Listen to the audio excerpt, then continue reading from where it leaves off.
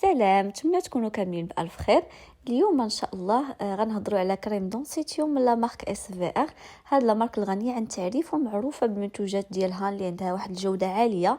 هاد الكريم البنات هو مخصص للناس اللي عندهم مشكل ديال شيخوخه البشره او لا عندهم مشكل ديال اثار التقدم في السن. بالنسبه للفئه العمريه كيتستعمل من 25 سنه حتى الفوق، ومن الاحسن من 30 سنه حتى الفوق. واخا صراحه دابا كنشوفوا بنات من 19 سنه كيكون عندهم مشاكل ديال الخطوط التعبيريه، وكيكون عندهم مشاكل ديال التجاعيد المبكره. ما عرفتش السبب صراحه، لكن بزاف ديال البنات كيقول لي كيعانيو من هذا المشكل هذا. لكن بالنسبه لهذا الكريم كما قلت لكم كيستعملوا الفئه من العمريه من 25 سنه الفوق، ماشي اقل. من الاحسن باش البشره ديالكم ما تضررش، يعني من 25 سنه لتحت من الاحسن ديروا زيوت طبيعيه، زيت ارغان، كاينين زيوت مغذيه للبشره. يعني كل لاج وكيكون عنده كريمات ديالو. ما نخربقوش. بالنسبه لهذا الكريم البنات كما قلت لكم فهو مضاد للشيخوخه. كنستعملوا البشره اللي كتكون عندها مشكل ديال كتفقد داك الثبات ديالها وكيبداو يبانوا فيها دوك التجاعيد، التجاعيد الرقيقه هي التجاعيد العميقه. كيحتوي هذا الكريم على حمض ليرونيك وكذلك الكالسيوم بيو وكذلك زبده الشيا. كما كنعرفوا هذا حمض ليرونيك هو كيعطي واحد الشد للبشره وكيعاود التكثيف ديالها لانه كيحتوي على الكولاجين.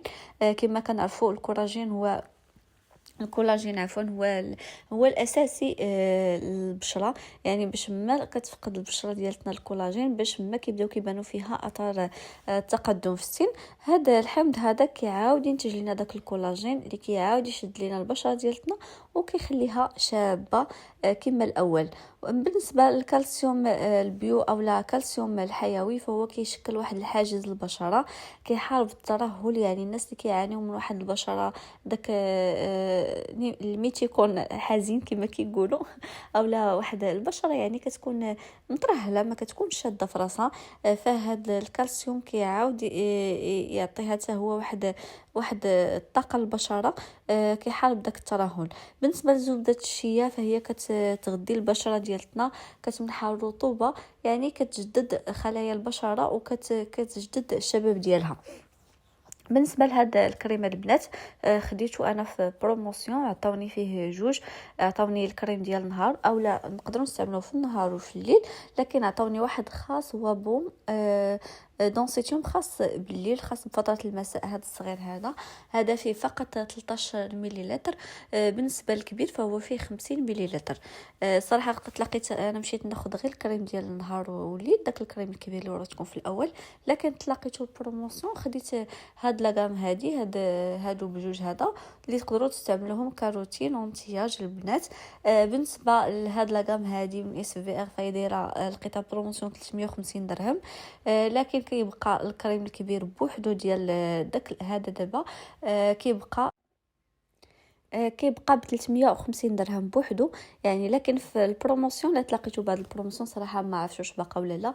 انا خديته وجربته عاد دابا صورت معكم لا فيديو، جربته دابا تقريبا 4 ديال الاسابيع تقريبا، المهم قرب نكمل 4 ديال الاسابيع عاد باش صورته. يعني ما نكذبش عليكم واش باقي ولا لا. بالحق انا مشيت ناخذ هذا الكريم بوحدو، هذا الكبير هذا ديال النهار والليل، على اساس 350 درهم. كما قلت لكم في البروموسيون 350 درهم عطاوني ديك البوشيط وعطاوني ديال الليل. الصراحه عجبوني نفعوني، كنديرهم فقط ما كندير لا ماسكات لا حتى حاجه. قلت نتبعهم باش نشوف النتيجه ديالهم يعني بوحدهم بلا ماسكات. ودائما كنصحكم في الفتره العلاجيه ديالكم يعني كتستعملوا شي كريمات باش تشوفوا واش كيعطيكم فعاليه ولا لا، ما تستعملوا معهم حتى حاجه اللي يكون تحسس او لا. يعني استعملوهم فقط باش تعرفوا حتى لا كان تحسس كتعرفوا من داك المنتوج اللي نتوما كتستخدموا. ماشي كنديروا ماسكات وفي نفس الوقت كنديروا كريمات كيبقى تحسس ما كنعرفوش مازال واش من داك الكريم ولا من الماسكات اللي كنديروا. يعني من الاحسن نكتفيو بواحد الحاجه حتى الوجه ما نكثروش عليه، راه باش ما كنكثروا على البشره ديالتنا باش ما الصراحه كنكرفسوها، وكان كتولي فيها حساسيه وكتولي فيها حكه وشحال من حاجه، كيولي فيها واحد الاحمرار. يعني باش ما كنعطيو كنتبعوا حاجه وحده باش ما كتعطينا نتيجه احسن، وكذلك البشره ما كيكونش عليها واحد الاختلاط. بالنسبه لهذا الكريم طولت عليكم، سمحوا لي البنات. بالنسبه لهذا الكريم راه هو طبيعي للبشره الجافه والجافه جدا، راه كيعطي واحد الترطيب هائل للبشره.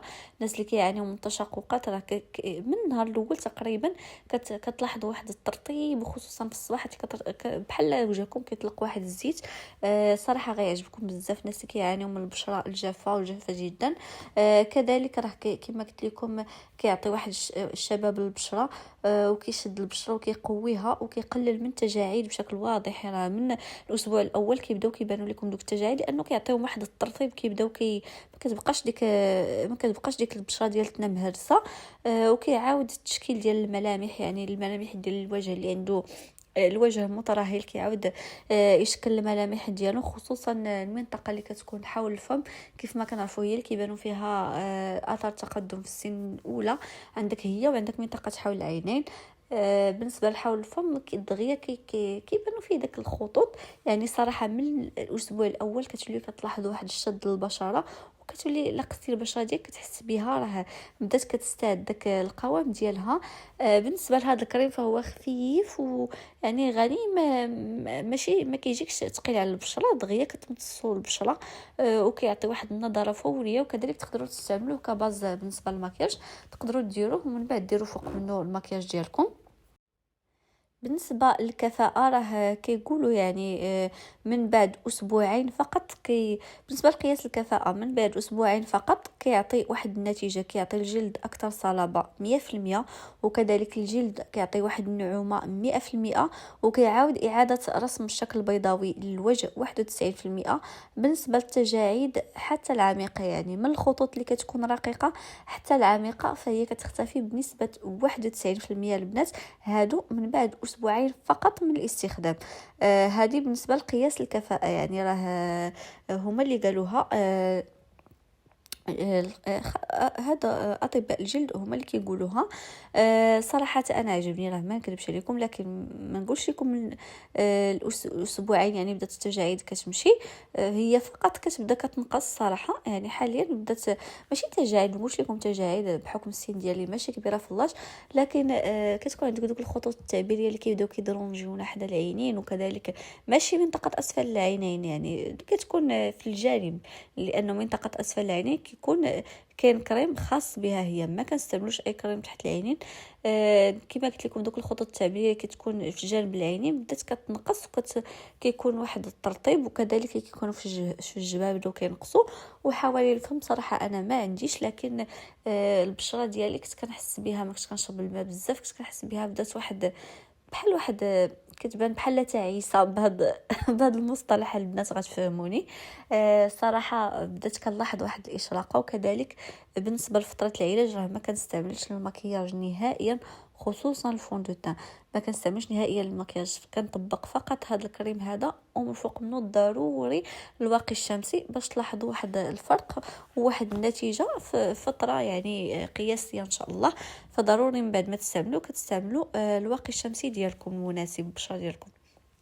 بالنسبه لطريقه الاستعمال كنستعمل في الصباح من بعد ما كتفيق اكيد كديروا الغسول المناسب للبشره ديالكم، كتستعملوا الكريم ديال النهار. بالنسبه لهذا راه كما قلت لكم كريم النهار وكريم الليل في نفس الوقت. داك الصغير اللي كريم داك بوم دونسيتيوم اللي كريم الليل فقط.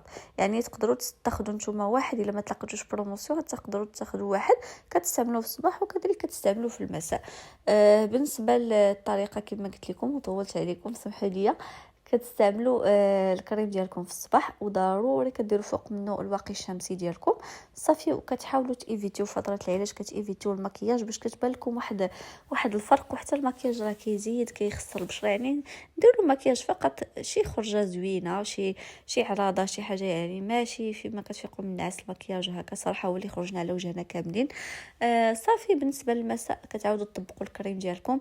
وكتحاولوا بالنسبه للناس اللي عندهم مشاكل ديال تقدم في السن يستخدموا الريتينول. راه فايت درت لكم فيديو على الريتينول، حتى هو مفيد بزاف. يعني لا استخدمتوه مع هذا الكريم هذا كيزيد كيحيد لكم حتى هو التجاعيد، يعني خصوصا من 30 سنه الفوق ضروري الريتينول للبنات البشره، ضروري الفيتامين سي، ضروري ماسكات خفيفه يعني كتعطي واحد الحيويه للبشره. لكن كما قلت لكم ما نكثرش على البشره ديالتنا، كنستعملوا من الاحسن واحد لاغام كنستخدموها حتى كنشوفوا النتيجه ديالها.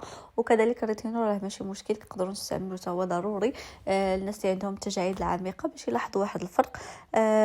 وهذا البنات هو الفيديو ديال اليوم. ننصحكم كما قلت لكم بهاد لاغام هادي، ننصحكم انكم تستعملوها كروتين البشره ديالكم، وان شاء الله تنال الاعجاب ديالكم. ما تنسونيش من التعليق ديالكم. السلام عليكم، باي باي.